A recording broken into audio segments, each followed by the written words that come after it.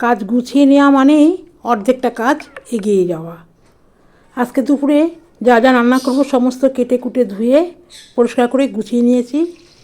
সকাল সকাল হাঁটতে গিয়েই সবজি বাজার বা মাছ বাজার নিয়ে আসে। মাছটাকে আমি কেটে কুটে ধুয়ে পরিষ্কার করে নুন মাখিয়ে রেখেছিলাম।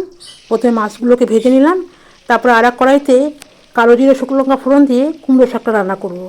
তাই সবজিগুলো আগে দিয়ে একটু হলুদ একটু নুন দিয়ে নাড়িয়ে নিয়ে তারপরে পাতাগুলো দিয়ে ঢেকে রেখে দেবো কিছুক্ষণ, গ্যাসটাকে মিডিয়াম রেখে। এদিকে মাছটাও আমার ভাজা হয়ে গেল, সব কটা মাছ নামিয়ে বাটিতে নামিয়ে নিলাম। মশলাটা কষিয়ে নিয়েছি, পরিমাণ মতন জলও দিয়ে দিলাম, মাছ ভাজাগুলোকে ঝোলের মধ্যে দিয়ে দিলাম। মাছটা ফুটে উঠবে আর এদিকে দেখো আমার কুমড়ো শাকটা প্রায় তৈরি। এবার কিছুটা ধনেপাতা সামান্য একটু মিষ্টি দিয়ে নামিয়ে নিলাম।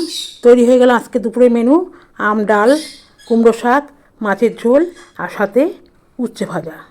খুব সাধারণ মেনু। তোমাদের কেমন লাগলো লাইক কমেন্টস করে জানিও, ভালো লাগলে ফলো করো। সকলকে শুভ দুপুরের শুভেচ্ছা ও ধন্যবাদ জানাই।